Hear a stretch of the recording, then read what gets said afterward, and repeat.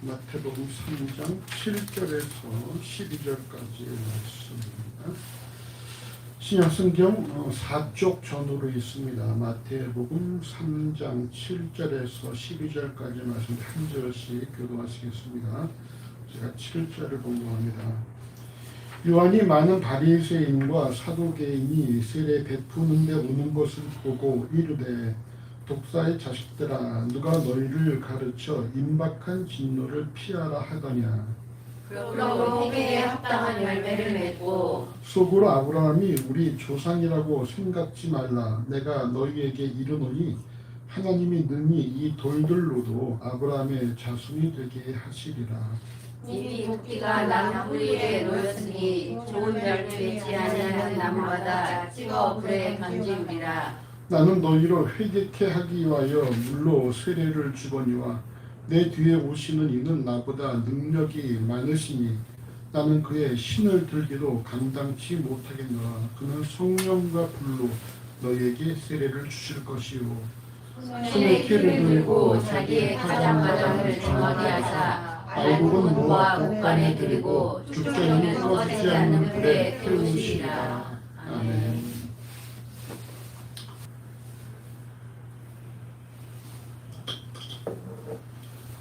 예수 그리스도보다 6개월 먼저 출생한 세례 요한의 사역은 빈들에 있을 때 하나님의 말씀이 임하여 시작되었다고 누가복음 3장 2절을 말씀합니다. 세례 요한의 외모는 마태복음 3장 4절에 보시면 약대 털옷을 입고 허리에 가죽대를 띠고 음식은 메뚜기와 석청이었다라고 말씀을 하는데, 이는 엘리야와 비슷한 외모로 열왕기하 1장 8절은 병든 아들을 위해 에그론의 신 바알세불에게 물으러 보낸 신하들이 하나님의 사람을 만나고 왔다고 얘기하자 그 아합 왕이 물어보죠. 그가 어떻게 생겼냐? 외모를 물어봅니다. 이 신하들이 그는 털이 많은 사람인데 허리에 가죽띠를 띄었더이다 라고 답하자 아합 왕이 그는 기숤 사람 엘리야로다 라고 말씀을 한 바 있습니다. 말라기 4장 5절은 보라, 여호와의 크고 두려운 날에 이르기 전에 내가 선지 엘리야를 너희에게 보내리니 라는 말씀을 통해 엘리야가 다시 이 땅에 올 것을 예언하고 있고, 이를 마태복음 17장 12절에 13절은 내가 너희에게 말하더니 엘리야가 이미 왔으되 사람들이 알지 못하고 임으로 대화하였도다. 인자도 이와 같이 그들에게 고난을 받으리라 하시니 그제야 제자들이 예수의 말씀하신 것이 바로 세례 요한인 것을 깨달았다라고 말씀을 합니다. 무엇입니까? 우리에게 다시 올, 너에게 다시 보낼 엘리야가 바로 누구란 거예요? 세례 요한이었다라는 사실입니다. 세례 요한의 음식이었다는 메뚜기와 석청을 우리가 흔히 시골에서 구워 먹던 메뚜기 또는 석화처럼 돌에서 나는 벌꿀로 생각하는 경향이 있는데, 어릴 때 메뚜기 잡아서 튀겨 먹어보신 분 계십니까? 우리 이상호 형제님 어릴 때 혹시 메뚜기 드셔보셨어요? 예. 그게 맛이 있던가요? 그냥 이렇게 재미로 드셨나요? 예. 가끔 저도 어릴 때 이제 형들하고 산에 놀러 가거나 그러면은 그 지역에 사는 사람들 메뚜기 이렇게 구워서 먹더라고요. 희원 집사님 메뚜기 어릴 때 먹어. 어른들이 드시는 분 봤어요. 본인 안 먹어보고. 김민희 집사님 어릴 때 메뚜기 안 먹었어요. 안 먹어봤어요. 근데 한 번은 4학년 때 우리 반 아이가 메뚜기를 반찬으로 싸왔어요. 메뚜기 볶음을. 그러니까 우리 선생님이 그거를 보고서 맛있겠다, 같이 먹자 하더니 그거를 같이 막 먹더라고. 야, 너 저거 어떻게 먹나. 그랬는데 아무튼 이 메뚜기와 석청, 이것이 우리가 흔히 생각하는 세례요한이 메뚜기를 잡아서 구워 먹었나 생각을 할 수가 있죠. 생으로 먹기는 어려울 것이고, 또 석청, 야, 이게 벌들이 돌에다가 어떻게 꿀을 숨겨놨나라 생각을 할 수 있을 것입니다. 근데 근데 메뚜기란 말은 이 하루부란 뜻인데 이게 여러분 쥐엄나무 열매란 뜻과 같은 의미가 갖고 있어요. 하루부. 그러니까 쥐엄나무 열매도 하루부고 메뚜기도 하루부인 것입니다. 여러분 쥐엄나무 열매 하면 여러분 떠오르는 사건이 있지 않습니까? 누가복음 15장 16절에 의하면은 탕자도 이것을 먹었는데 이게 누구의 먹이였어요 원래는? 돼지의 먹이였다라는 거예요. 즉 쥐엄 열매가 탕자에게는 가난의 상징이었지만 세례 요한에게는 청빈의 상징이었다라는 것입니다. 세례 요한이 광야에서 자기 먹으려고 메뚜기 잡으러 쫓아다녔다. 이거는 그림이 안 나오는 것이죠. 석청 또한 바위 틈에 있는 벌꿀이 아니라 쥐엄나무 열매가 떨어져서 바위 속으로 들어간다는 거예요. 그럼 그게 그 안에서 이제 발효가 되고 썩게 되지 않겠습니까? 근데 그게 찍어 먹으면 달콤했다라는 것이죠. 그래서 이 석청은 바로 쥐엄 열매가 어떤 이렇게 발효돼서 나오는 그런 단맛이다라는 것입니다. 그래서 결국은 주로 세례 요한의 기거지가 어디냐 하면은 쥐엄 나무 밑이었던 것 같아요. 그 쥐엄 나무 밑에서 떨어지는 그냥 쥐엄 열매 먹고 그걸 떨어져서 바위 뒤에 스며들면 그것도 찍어서 먹고 이렇게 세례 요한이 아주 청빈하게 이제 무소유의 삶을 살았다고 볼 수가 있습니다. 이처럼 쥐엄 열매와 쥐엄 열매가 썩어서 단맛을 내는 음식은 사막에서 유목 생활했던 베두인이라는 그 사막족의 주된 또 음식이었었어요. 동시에 누가 먹겠습니까? 이 음식을? 가난한 자들과 나그네들과 이방인들이 이걸 주로 먹었다는 거예요. 그러니까 여러분 이건 그냥 바다의 사막에 펼쳐져 있는 누구나 먹을 수 있는 그런 음식이었다는 것입니다. 쥐엄나무 열매나 그 열매가 발효돼서 나온 그런 단맛들. 세례요한도 거기에 포함되어 있다는 것이죠. 여러분 세례요한의 그 혈통이 뭔지 아시죠? 세례요한의 아비는 누구였습니까? 세례요한의 아비가 누구예요? 제사장이에요. 사가랴잖아요. 사가랴. 세례요한도 그 아비의 그 혈통을 이어서 제사장이 될 수 있는 그런 상황이었음에도 불구하고 세례요한 그것을 내려놓고 광야에 나와서 하나님께서 세례요한에게 맡기신 소명을 감당을 했다라는 것입니다. 충분히 그 당시에 제사장이라는 그런 어떤 역할이 뭐 먹고 사는 거 걱정 없는 그런 역할임에도 불구하고 세례요한은 그것을 포기했다는 거예요. 왜 포기했어요? 하나님께서 세례요한에게 허락하신 맡기신 소명 때문에 그것을 포기하고 광야에 나가서 가난한 자들이 먹는 쥐엄 열매와 그들이 먹는 쥐엄 열매 그 발효된 걸 먹으면서 생활을 연명하며 주의 맡기신 사역을 감당을 했다는 것이죠. 세례요한의 부르심에 대해서 마태복음 11장 10절과 마가복음 1장 2절, 누가복음 7장 27절은 선지자 이사야의 글에 보라 내가 내 사자를 내 앞에 보내노니 저가 내 길을 예비하리라는 말씀을 통해 바로 세례요한의 소명이 이사야 40장 3절의 성취라는 사실을 말씀하고 있습니다. 실제로 마태복음 3장 3절과 마가복음 1장 3절, 누가복음 3장 4절과 5절은 세례요한이 이사야 40장 3절과 5절에 외치는 자의 소리여 가로되 너희는 광야에서 여호와의 길을 예비하라. 사막에서 우리 하나님의 대로를 평탄케 하라. 골짜기마다 도두어지며 산마다 작은 산마다 낮아지며 고르지 않은 곳이 평탄케 되며 험한 곳이 평지가 될 것이요 여호와의 영광이 나타나고 모든 육체가 그것을 함께 보리라라는 이사야에 기록된 말씀을 선포했다라고 말씀하고 있다는 거예요.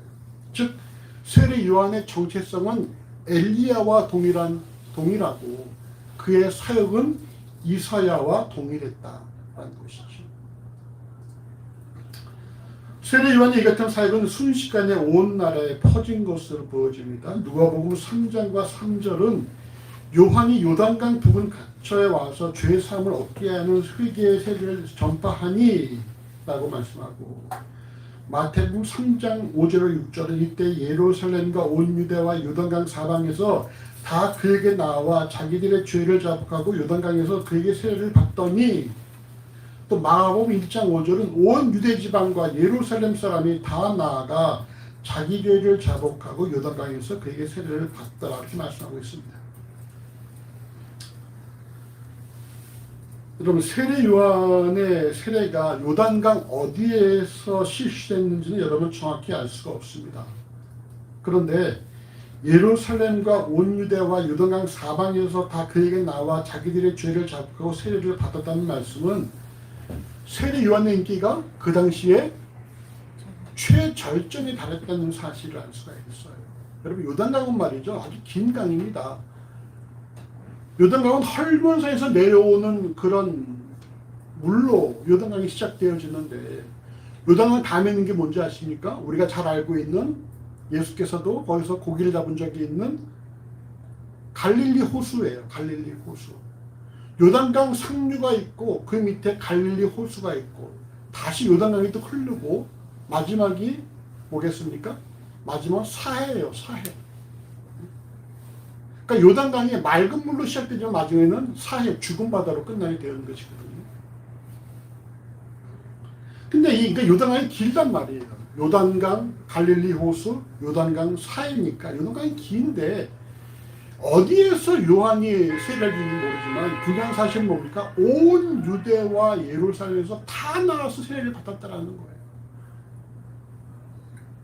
근데 여러분 이 당시에 세례는 누가 받았는지 아십니까? 누가 받았을까요? 정오. 누가 세례 받았을까?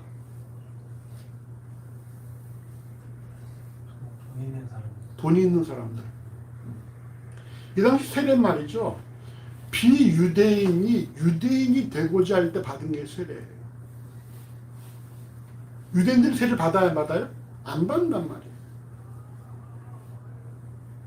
유대인은 태어나자마자 뭐 합니까? 할례를 하기 때문에 세례 받지 않아요. 비유대인이 유대인이 되고자 할 때 받는 게 세례였어요. 물세례. 그런데도 불구하고 유대인들이 세례를 받으러 나오고 있다는 거예요. 이건 뭘 의미합니까? 굳이 받아야 할 필요가 없는데도 불구하고 받으러 사방에서 나오고 있다는 거예요. 이 세례가 어떤 세례가 말씀하고 있어요? 성경에서? 회개의 세례예요. 회개의 세례. 이걸 통해 볼 때 그 당시에 이 유대의 종교적인 현상을 우리가 엿볼 수가 있죠. 다들 이 종교가 뭔가 문제가 있다. 우리가 뭔가 잘못하고 있다. 뭐 이런 어떤 그런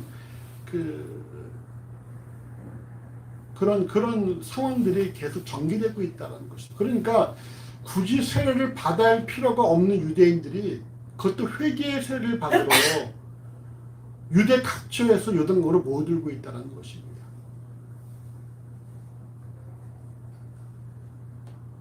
그럼에도 불구하고 요한이 베푸는 이 회개의 세례를 받고자 나온 자들을 향해서 선포하는 요한의 그 외침이 오늘 본문에 해당되어집니다. 오늘 보면 마태복음 3장 7절 말씀을 함께 읽어보십시오. 3장 7절. 요한이 많은 바리새인과 사두개인이 세례 베푸는데 오는 것을 보고 이르되 독사의 자식들아 누가 너희를 가르쳐 임박한 진노를 피하라 하더냐. 아멘. 오늘 보면 마태복음 3장 7절에서 세례 요한은 많은 바리새인과 사두개인이 세례 베푸는데 오는 것을 보고 그들 향해 비난했다라고 말씀합니다.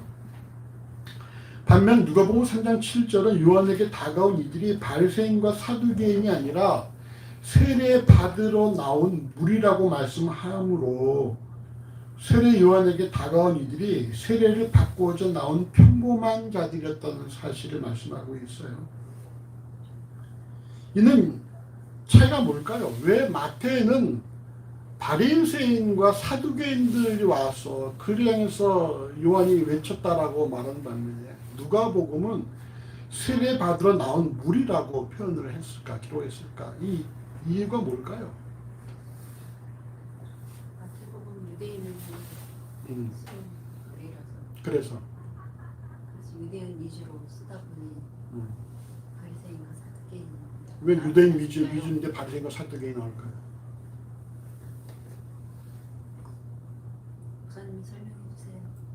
자, 규빈이 왜 그럴까? 엄마가 한 70%는 갔는데.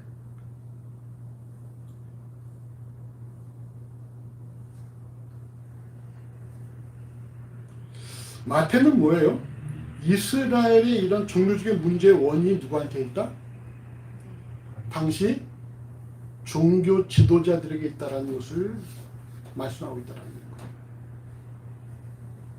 반면에 이방인을 위해서 복음서를 기록한 누가는 모든 이들이, 여기서 특별히 여러분 세례 받으러 나온 유대인이라 말하지도 않고 세례 받으러 나온 이스라엘 세례를 말하지 않고 그냥 뭐라 말합니까? 세례 받으러 나온 무리라고 말하는 걸 볼 때에 모든 자에게 다 세례가 필요하다는 것을 강조하기 위한 것이었던 것이죠. 사용된 표현도 보십시오. 여러분 바리새인과 사두개인은 어떻게 되어 있습니까? 3장 7절 보면은 바리새인과 사두개인이 세례 베푸는데 그냥 왔다는 거예요. 그냥 왔다. 근데 반면에 누가복음 3장 7절은 뭐라 말씀하고 있냐? 세례 받으러 나온 무리라고 표현하고 있다는 거예요. 바리새인과 사두개인은 그냥 뭐예요? 그거를 구경하러 왔다는 것이죠. 도대체 뭔데 그 유대인들이 거기 가서 세례를 받는다는 거야. 한번 구경이나 가자. 그래서 천지 실사 차원에서 나왔다는 것을 그냥 왔다라는 것인 반면에 누가 뭐라 말하고 있어요? 세례 받으러 나왔다 이렇게 표현하고 있다는 것입니다. 그러니까 이들이 벌써 나온 목적이 다른 것이죠. 그냥 구경 온 것과 실제로 세례 받으러 나온 그 차이가 분명히 있다는 것입니다. 이들을 향한 마태와 누가는 공이 독사의 자식이라는 표현으로 비난을 합니다. 당시 독사 중에 일부는 살모사처럼 어미를 죽이고 출생하기 때문에 독사의 자식이란 이 어미를 죽이는 아들과 같다, 어미를 죽이는 자식과 같다는 의미로 사용되었습니다. 마태복음 12장 34절에서도 예수께서 바리새인들 향해서 독사의 자식이란 표현을 사용하시는데 이 같은 공격적인 언어를 사용하신 이유에 대해 오늘 본문 마태복음 3장 7절은 누가 너희를 가르쳐 임박한 진노를 피하러 하더냐라는 말씀을 통해 이들을 향한 진노가 임박했다는 사실을 말씀하기 위한 것을 우리가 볼 수가 있어요.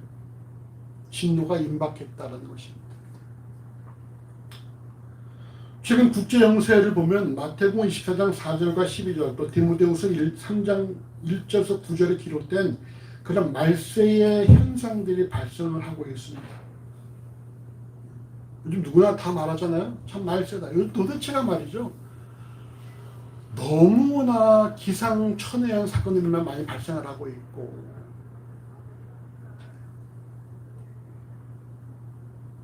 사막에 우박이 내리고 남미에 눈이 내리고 말이죠. 사막에 홍수가 나고 이런 일이 있다라는 거예요. 요즘 미국은 뭐 영하 40도, 48도더라고요.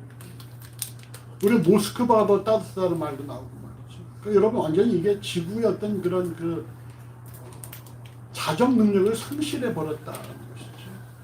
그래서 환경 단체에서도 말하는 그 전 세계 환경 시각은 9시 42분으로 작년보다 5분 더 빨라졌다는 거죠. 12시가 종말인데 지금 9시 42분이다라는 것입니다. 예수께서 오심으로 시작된 어떤 이 말세가 여러분 거의 지금 막바지 도달했다고 볼 수가 있다는 것입니다. 그러니까 우리에게도 진노가 임박했다라고 볼 수가 있다는 거예요. 요즘 뭐 사모님도 기도하신 것처럼 요즘 국제 정세가 나라와 나라가 민족이 서로 대항하고 싸우고 있지 않습니까? 많은 곳에 기근과 지진이 발생하고 있고 기아가 만들어지고 말이죠.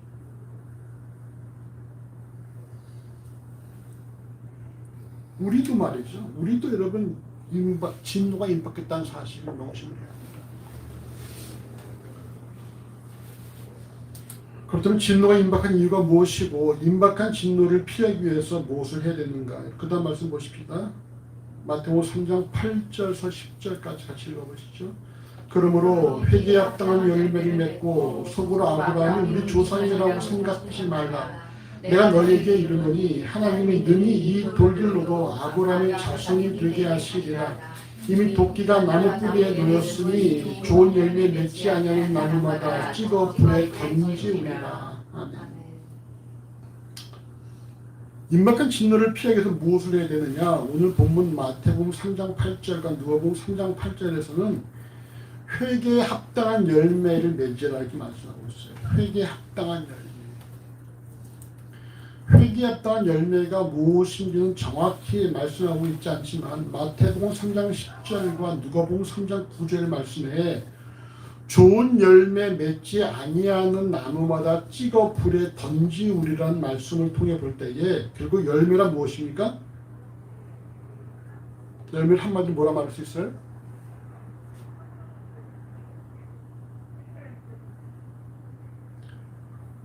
좋은 열매 맺지 아니하는 나무마다 찍어 불에 던지우라 할 때에 열매는 나무에 있어서 무엇입니까? 결실이죠. 열매는 나무에게 있어서 그가 살아온 삶의 결과물이라고 볼 수가 있다는 것입니다. 나무가 우리가 각각 다 우리가 나무라고 볼 때에 우리의 삶에서 나오는 열매를 통해서 우리가 좋은 나무인지 나쁜 나무인지를 구별할 수가 있다는 거예요. 마태복음 7장 20절에 열매로 그들을 알리라는 말씀처럼 열매가 바로 그의 시금석이라는 거예요. 그가 금인지 돌인지를 시험하는 시금석이라는 것입니다. 결국 오늘을 살아가는 그리스도인은 자신의 삶에 발산한 열매를 통해서 자신의 정체성, 과연 자신이 좋은 나무인지 나쁜 나무인지를 확인을 할 수 있다는 것입니다. 그럼 우리 삶에는 어떤 열매가 맺히고 있습니까? 우리의 삶에 나타나는 열매는 우리가 어떤 나무라는 사실을 증명을 하고 있습니까?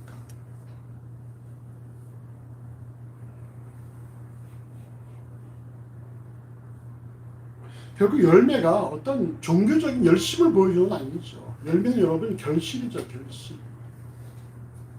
묵상은 열매가 아니고 예배도 열매가 아닙니다. 기도도 열매가 아니죠. 열매 한마디로 무엇입니까? 우리 열매를 뭐라고 말할 수 있어요? 삶. 그리스도를 닮은 성품이 바로 열매라는 거예요. 그리스도를 닮은 성품. 온유하고 겸손하고 더 주변을 사랑하고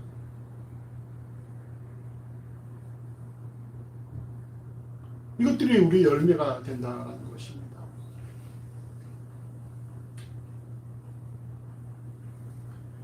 반면에 오늘 본문 마태복음 3장 9절과 누가복음 3장 8절에 의하면 당시 유대인들은 속으로 아브라함이 우리 조상이라고 생각했다는 사실을 알 수가 있습니다.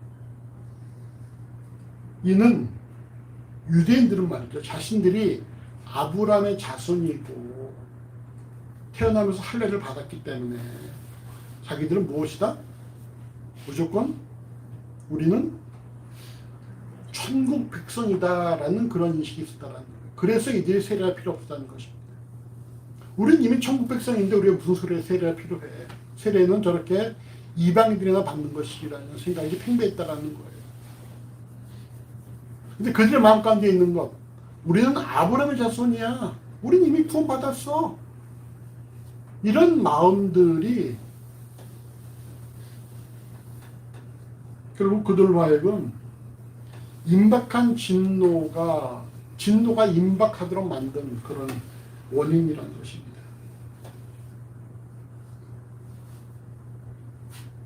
그럼 오늘 보면 마태복음 3장 9절과 누가복음 3장 8절에 하나님께서 능히 이 돌들로도 아브라함의 자손이 되게 하시리라는 말씀은 하나님의 일하심에 있어서 유대인의 필요가 있다 없다? 없다는 거예요. 너희 유대인들이 하나님의 일하심이 전혀 필요하지 않아. 즉 유대인들은 자신들이 하나님 아브라함의 자손이라는 이유로 하나님의 일하심에 동참되었다고 확신을 하고 있는 반면에 정작 하나님의 관점에서 유대인들은 발의 차이는 흔한 돌과 같은 존재다라는 사실입니다. 여러분 재밌는 게 뭐냐면요. 아람어로 그 당시 예수께서 사용하셨던 언어는 아람어거든요. 아람어. 그러니까 뭐 달리다고 뭐 이런 것처럼 뭐 에바다 이런 것처럼 아람어인데 마라나타 이런 것처럼 말이죠. 근데 여러분 이 아람어로 자손과 돌이 같은 발음이라는 거예요. 예수께서 세례요한이 이 돌들로도 아브라함 벼슬이 만들 수 있다는 것은 뭐예요? 이 돌이다 너희나 매 한 가지라는 거예요. 너희는 너희 스스로가 우리가 아브라함 자손이 우린 태어나면서도 우린 선민이야 라고 생각할지 모르겠지만 하나님 보시기에 너희는 이 돌과 큰 차이가 없다라고 말씀하고 있다는 것입니다.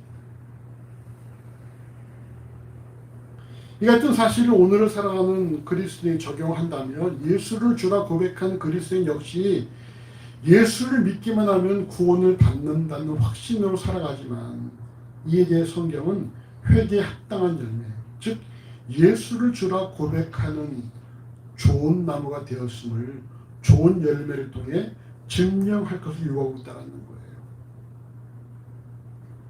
결코 이것이 믿음보다 행위가 우선한다는 것이 아니고 야고보음 2장 17절의 말씀처럼 행함이 없는 믿음은 그 자체가 죽은 것이다 라고 말씀하지 않습니까?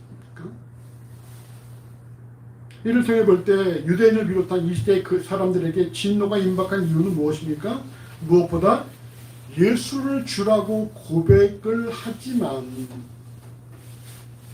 예수에 대해서 많이 말하고 있지만 실제로 삶은 뭐예요? 예수처럼 살아가지 않고 있다라는 것입니다. 속으로는 아브라함의 자손이라고 자인하고 있지만 결코 그 삶에서는 아브라함의 자손답게 살지 못하고 있다는 거예요. 마찬가지로 우리가 예수를 주라 고백하지만 우리의 삶에서 진실로 주인 되신 하나님께 우리의 모든 삶을 이양하고 주도권을 하나님께 이양하고 그렇게 하나님 중심으로 살아가고 있느냐? 그러면 그렇지 않다라는 것입니다. 다 자기 욕심에 빠져서 자기가 살고 싶은 대로 살아가면서 예수를 말하고 있다는 거예요.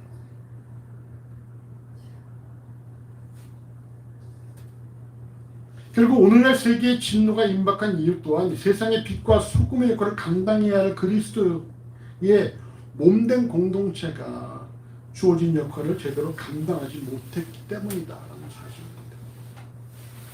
혹시 어떻게 영상 예배하신 분 계십니까? 그 신령감사에? 들어오셨어요? 한 명이 그런 김 집사님이었구나.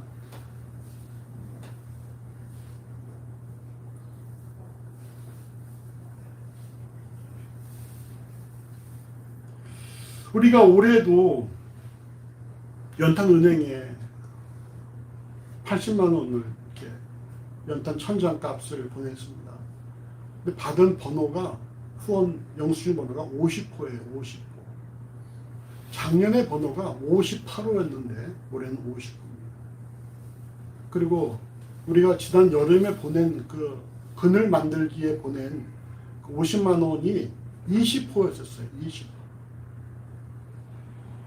그럼 올해 12월 26일까지 연탄은행에서 받은 후원 횟수가 50회라는 얘기고 그중에 2개가 우리 거라는 거예요. 한국 교회가 몇 교회입니까? 5만 교회예요. 5만 교회. 물론 그들이 이런저런 다른데도 뭐 어떤 그런 구제와 선교의 손길을 펼치고 있겠지만 여러분 이 어려운 사람들이 연탄으로 살아가는 그곳에 그렇게 관심들이 없다라는 사실입니다.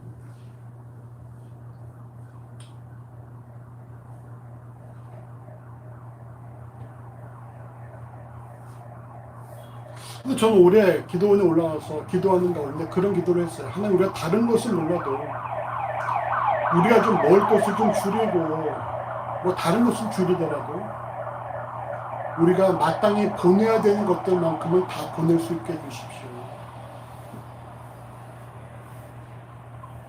구제 선교 하는 것만큼은 우리가 다 할 수 있도록 해주십시오.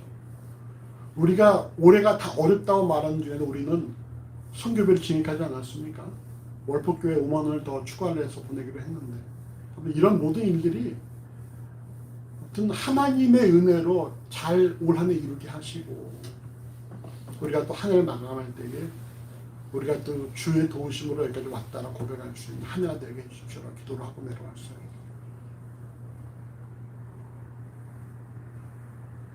우리 지금 참 뭐 오늘도 발실분이 있을지 모르겠지만 여러분 그래도 저쪽 교회에 있을 때가 그래도 감성이 있지 않았어요? 감성이 막 추위에서 막 떨다가 예배 끝나면 다들 난로앞에 나와서 옹기종기 모여가지고 말이죠. 막 얘기도 하고 그러다가 패딩도 태워 먹고 말이죠. 이런 어떤 감성인데 이건 너무 좀 편한 것 같아. 어떻게 생각해? 본인들이 그치? 아닙니다. 히터 빼고 살까 우리? 아니요. 이 합당한 열매에 대해서 누가복음 3장 10절은 그러하면 우리가 무엇을 하리까? 라는 우리의 질문에 대해서 누가복음 3장 11절에서 14절까지 우리가 한번 함께 읽어보실까요? 누가복음 3장 11절에서 14절까지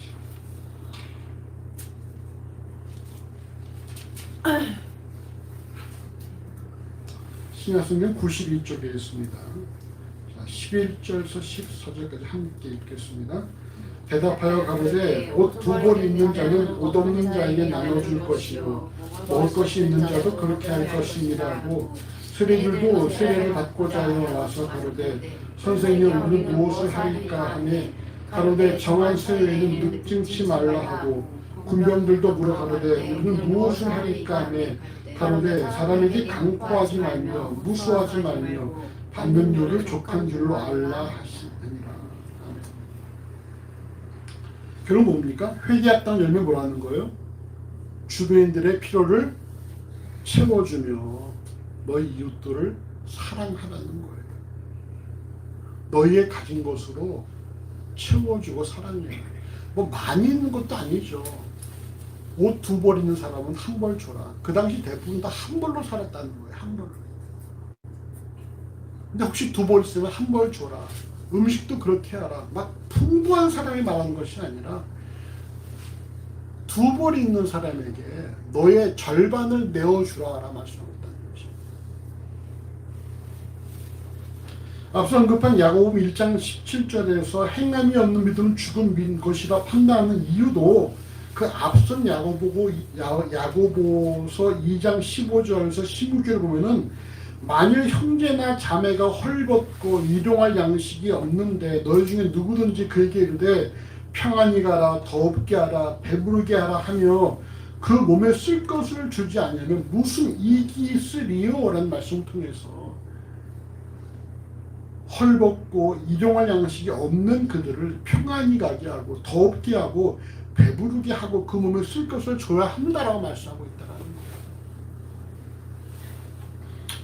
지금도 어렵지만 내년에는 더욱더 어려울 것이죠. 학자들은 다들 얘기하고 있습니다. 근데 여러분 이때가 말이죠. 저는 이때가 모든 주의 몸된 공동체와 속한 지체들이 회개에 합당한 열매를 맺을 기회라는 사실을 명심을 해야 한다는 것입니다.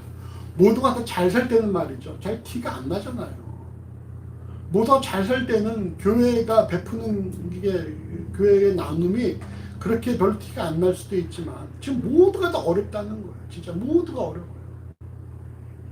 올해 어려운 거는 작년 어려운 거는 비교도 안 될 정도로 올해는 더욱더 어렵다라고 얘기합니다.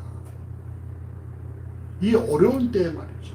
교회가 좀 더 허리띠를 졸라매면서 주변에 어려운 자들에게 사랑을 베풀면은 그것이 바로 교회가 그리스도의 성품을 닮아가는 좋은 열매를 맺는 그런 모습이다라는 사실입니다. 어제도 제가 말씀을 드렸지만 초대교회도 당시 말이죠.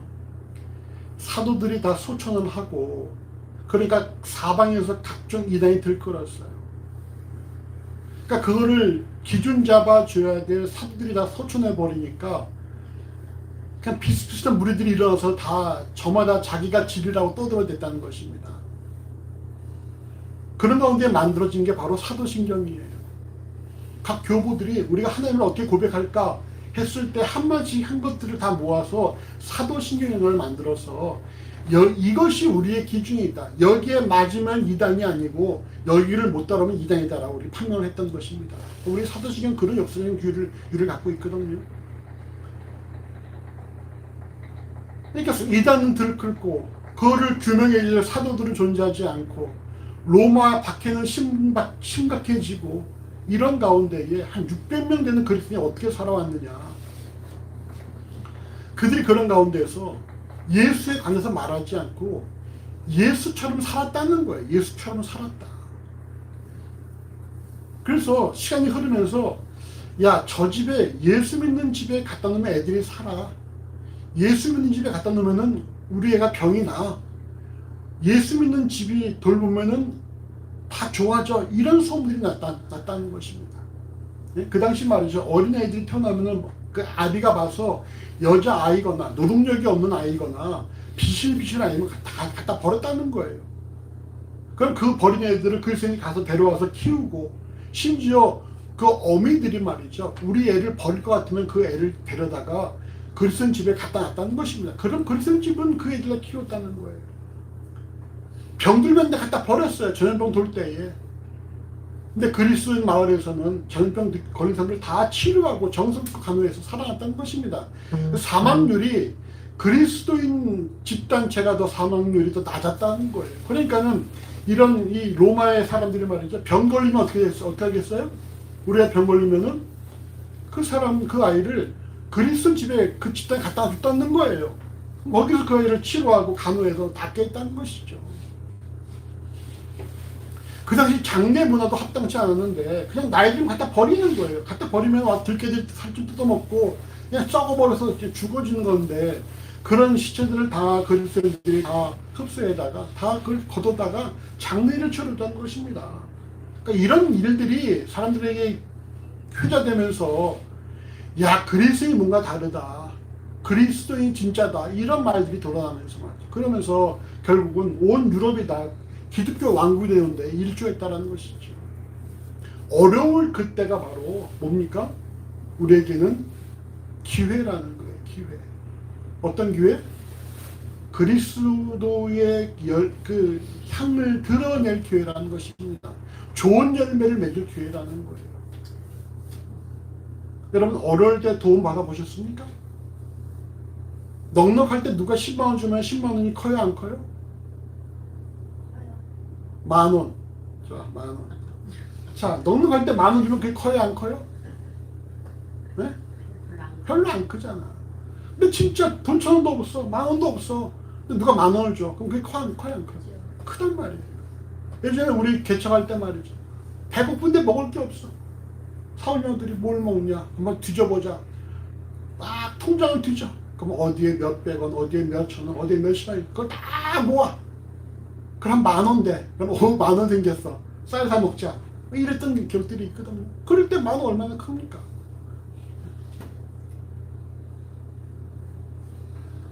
여러분 올해 너무너무 어렵다 그래요. 어려울 때 우리가 어떻게 됩니까? 우리가 손 꼭 움켜쥐면 안 됩니다. 어려울 때 주머니 닫으면 안 된다는 거예요. 어려울 때일수록 우리가 더 베풀어야 한다는 것입니다. 베풀 때 성경 뭐라 말씀하고 있어요? 너희가 먼저 그의 나라와 그의 의를 구하면 이 모든 걸 더하시라 말씀하고 있지 않습니까? 어제 나는 말씀에서 다니엘이 말이죠. 내가 왕의 진미와 포도주를 내가 거부하고 내가 오직 채소와 물만으로 내가 살겠습니다. 라고 다짐하자 하나님께서 다니엘과 세 친구에게 은혜와 긍휼을 입게 하셨다 말씀하고 있어요. 우리가 주를 결단할 때 하나님 우리에게 은혜와 긍휼을 입게 하시고 그 다음에 이보다 더 많은 것들을 알게 하셨다라고 말씀하고 있다는 것입니다. 더 하신다라는 거예요.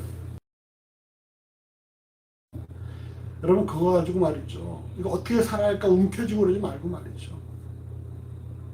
주를 위해서 우리가 다 과감하게 어려운 자들을 섬기는데 우리가 사용을 해야 한다는 것입니다.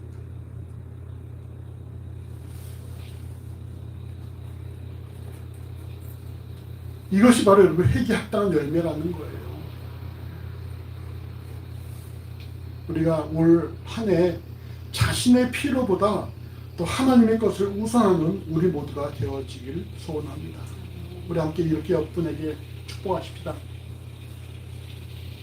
먼저 주의 것을 챙깁시다. 이렇게. 먼저 주의 것을 챙깁시다.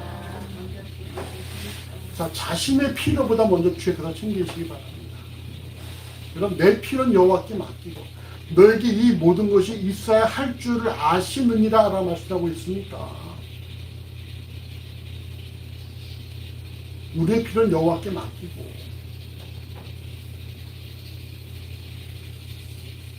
우리가 주의 것을 우선해야 하는 거예요. 그 다음 말씀 보시죠. 마태복음 3장 11절과 12절 같이 읽어보십시다. 나는 너희를 회개케 하기 위하여 물로 세례를 주거니와 내 뒤에 오시는 이는 나보다 능력이 많으시니 나는 그의 힘을 들기도 감당치 못하겠노라. 그는 성령과 불로 너에게 세례를 주실 것이요 손에 키를 들고 자기의 타작마당을 정하게 하사 알곡고 모아 볶아내 드리고 쭉정이는 꺼지지 않는 불에 태우시리라. 아멘.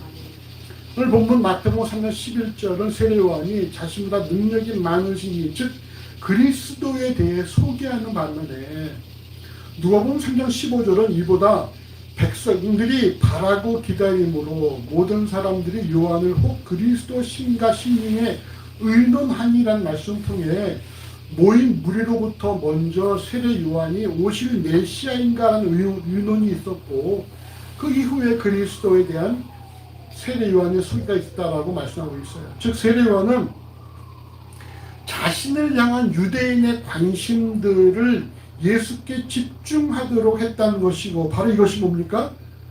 마태복음 3장 3절과 마가복음 1장 2절과 3절 누가복음 3장 4절에서 말씀하는 주의 길을 예비하고 그의 첩경을 평탄케 하라는 하나님 주신 소명에 더 우선한 것이다 라는 것입니다. 세례 요한은 자신에게 주어진 인기와 관심보다 하나님께서 주신 소명을 더 우선했다라는 거예요. 세례 요한은 당장 내게 주어진 인기, 당장 내게 주어진 유익보다도 하나님께서 내게 맡기신 소명을 더 우선했다라는 것입니다.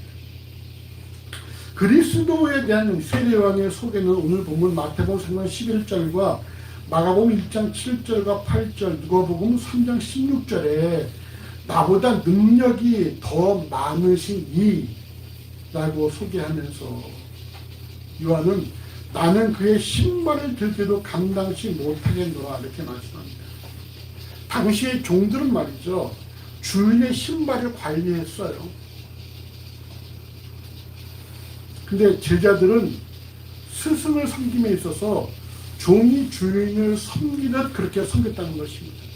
오늘 본문의 세례 요한은 자신을 예수 그리스도의 제자 혹은 종에도 미치지 못할 정도로 예수 그리스도의 능력이 나보다 어떻다? 더 많다. 나보다 그냥 많은 게 아니라 더 많아요. 그냥 비교가 아니라 뭐예요? 최상급이에요. 최상급. 나보다 더 많아. 얼마나 많아? 나는 그의 신발도 감당 못할 정도야. 나는 그의 노예 신분에도 미치지 못해. 나는 그의 제자라 볼 수도 없어. 이 정도라고 말하고 있다는 거예요. 근데 여러분 재미있는 사실이 뭔지 아십니까? 이 당시에 세례 요한이 예수를 알았을까 몰랐을까? 몰랐다는 거예요. 예수와 읽는 식도 없다는 것입니다. 예수를 만난 적도 없어요. 마태복음 11장 3절과 누가복음 7장 19절 20절에 보면은 오실 그이가 당신입니까? 우리가 다른 일을 기다리니까 하는 말씀을 통해서 세례 요한은 그 당시 예수에 대해서 전혀 알지 못했다라는 사실을 말씀하고 있다는 거예요. 나는 알지도 못하는 그렇지만 그는 누구야? 나보다 능력이 더 많으신 분이고 나는 그의 신발도 감당하지 못해요. 이렇게 말하고 있다는 거죠. 세리도 와서 그 앞에 세례를 받고 군병들도 와서 세례를 받는 그 세례 요한이 말하기를 뭐라 말합니까? 나는 그에 비하면 나는 아무것도 아니 이렇게 말하고 있다는 것입니다. 무엇이에요? 하나님께서 자신에게 맡기시는 소명에 최선을 다해서 감당하고 있다는 것입니다.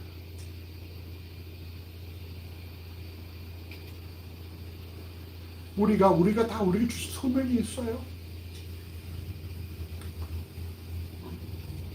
정은 어떤 소명을 받았나?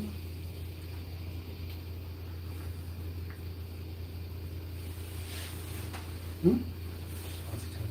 잘 모르겠어? 규빈이의 남편이 될 소명을 타고났지.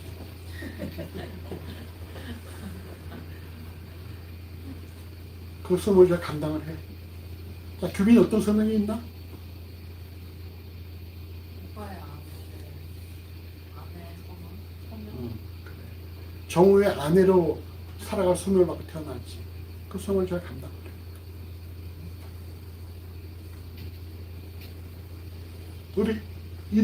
우리 이상원 형제는 어떤 소명이 있으실까요? 자, 따라하십시오.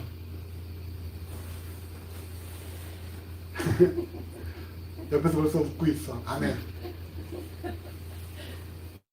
우리는 다 각각 소명이 있다라는 거예요. 누군가의 남편으로, 누군가의 아내로, 누군가의 아들로, 누군가의 어미를 소명만이 아니라 하나님 우리 각자에게 맡긴 소명이 있다는 것입니다. 저는 목사로서의 소명이 있는 것이고 여러분도 각자 다 소명이 있는 것인 말이죠. 그 소명이 무엇보다 우선 해야 된다? 내 필요보다, 내 인기보다 우선해야 한다는 것입니다. 자신은 물로 세례를 주건만 오실 그이는 성령과 불로 너에게 세례를 주실 것이라고 말씀을 합니다. 반면에 마가복음 1장 8절은 성령만을 의미하고 있어요. 성령. 성령의 사용된 단어는 여러분 푸뉴마라는 단어인데 푸뉴마라는 단어의 또 다른 뜻은 말이죠. 바람이라는 뜻이에요. 바람, 영 이런 뜻이 있습니다. 사도행전에 기록된 오순절 성령에 대해 사도행전 2장 2절은 급하고 강한 바람이라고 말씀을 하고 있고 창세기 2장 7절에서는 여호와께서 흙으로 사람을 지으시고 생기를 그 코에 불어넣으시니 사람이 생명이 되었다 이렇게 말씀하고 있습니다.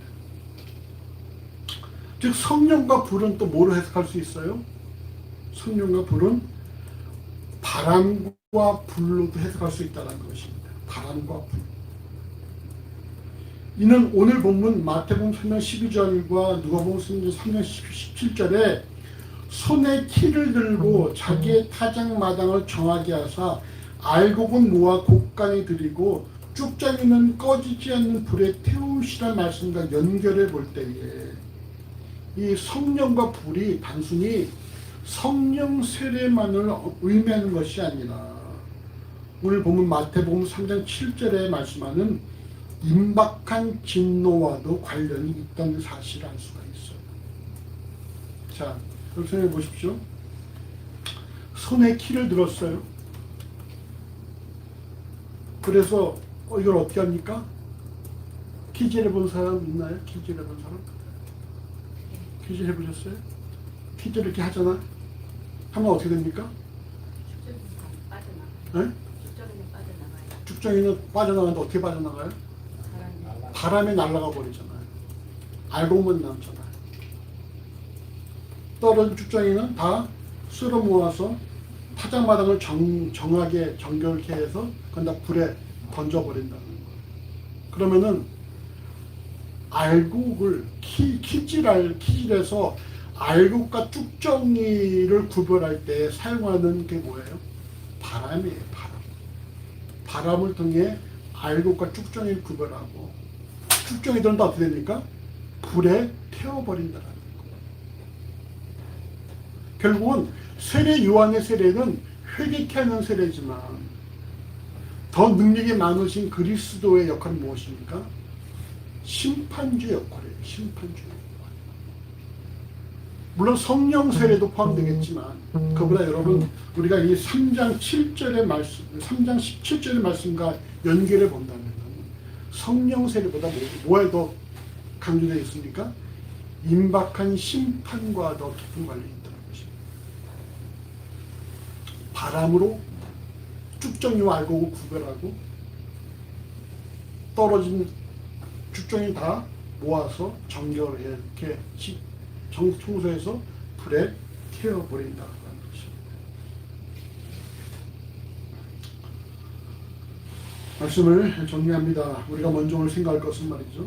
우리에게 진노가 임박했다는 사실을 명심하세요. 여러분 이렇게 우리는 별 크게 못 느낄지 모르겠지만 여러분 세상은 아우성입니다. 벌써 여러분 이 방어가 말이죠. 제주도에서 잡히던 방어가 동해로 올라왔다는 거예요. 근데 명태는 잡히지 않고 기상이변으로 말미암아 많은 것들이 변하고 있다는 것입니다. 이제 여러분 귤을 말이죠. 제주도만이 아니라 남부지방에서도 귤을 재배하고 있다는 것이죠. 대구에 있던 사고가 올라와서 지금 이 수도권에서 사고가 맺히고 있다는 거예요. 이제 더 나가면 이제는 우리는 제주도에서는 귤을 못 볼 수도 있어요. 그냥 진짜 뭐 야자수, 뭐 망고, 뭐 파인애플, 뭐 빠빠야 뭐 이런 걸 볼 수밖에 없는 상황이 될 수 있는 것이죠. 상한 다 올라가 버릴 수도 있는 것이고 북쪽으로. 섬나라는 지금 계속 이 물에 잠기고 있고요.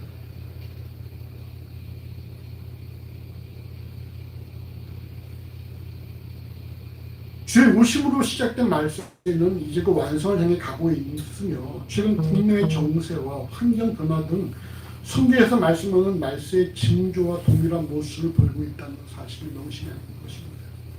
결국 오늘 살아가는 그리스도에는 우리 삶 가운데 진노가 임박했다는 사실을 명심하라고 임박한 진노에 합당한 삶을 살아가야 하는 것입니다. 두 번째로 임박한 진노를 살아온 그리스도에는 회개에 합당한 열매를 통해 자신의 정체성을 증명해야 한다는 거예요. 회개에 합당한 열매는 무엇입니까? 이는 입술만의 고백 혹은 마음과 생각만의 동의가 아니라 하나님께서 명하신 세상의 빛과 소금으로서의 삶을 살아가야 한다는 것입니다. 우리가 예수에서 말만 하지 말아야 되고 예수처럼 살아야 한다는 거예요.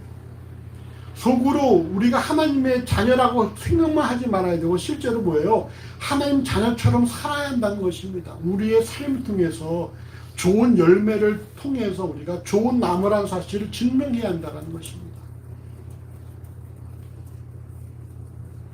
그럼 오늘날 창조계가 자정 능력을 상실한 이유가 창조계를 다스리고 지켜야 될 하나님의 청지기들이 이를 제대로 감당하지 못한 결과이기 때문입니다. 지난 주에 규빈하고 정호는 못 들었지. 인류 문명에서 인류가 가장 인류 문명을 획기적으로 전환시킨 사건이 있어. 뭘까?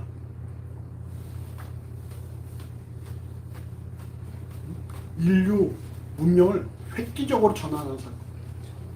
어? 전쟁. 전쟁은 지금도 계속 있잖아. 이게 확 바뀌었어. 이걸 통해서 세계가 확 바뀌었어. 인터넷 그 전에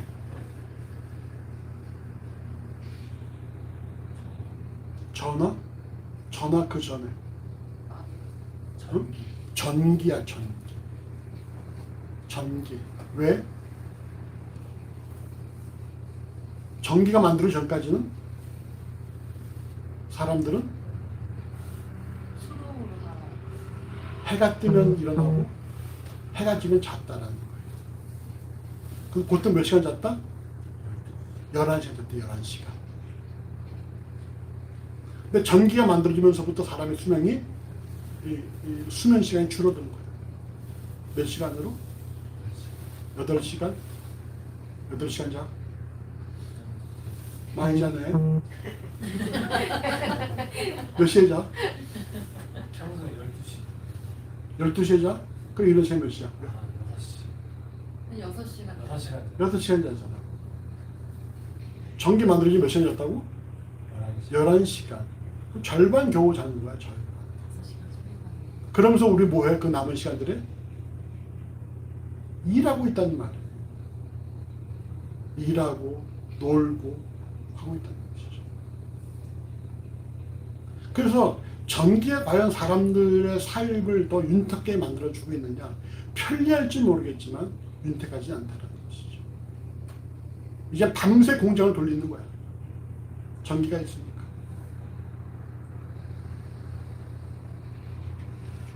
결국은 사람들이 병든 이유가 뭐예요? 사람들의 욕심이 스스로 병들게 만듭니다.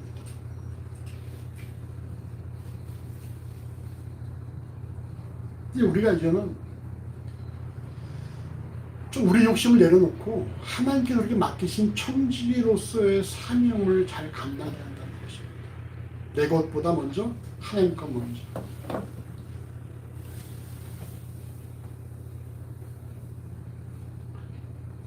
끝으로 자신의 것은 하나님께 맡기고 하나님께서 부여하신 소명에 충실해야 한다는 것입니다. 그래서 남은 시간, 우리의 남은 그 시간들 속에서 회개했던 열매를 맺고 하나님께서 맡기신 역할을 잘 감당해야 하는데, 그러려면 여러분 본문에서 세례요한은 자신께서 모든 그런 관심들을 다 예수께 집중시켰다라는 거예요. 내가 당장에 누릴 어떤 그런 유익보다도 자신에게 맡기신 소명을 더 우선했다는 사실입니다. 그 결과 하나님께서 성경의 많은 인물들을 통해 볼 때에 더 하시는 복이 있었다는 사실을 보여줍니다.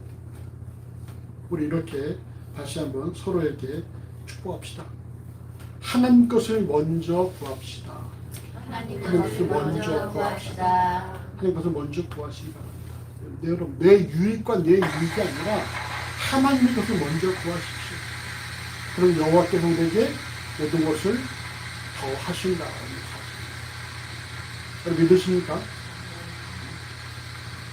2023년에 각자의 삶에 어떤 삶과 환경이 만들어질지 알 수 없지만 어떤 상황에서도 회개합당한 열매, 여러분 알곡들이 다 되시기를 주의 이름으로 간절히 소원합니다.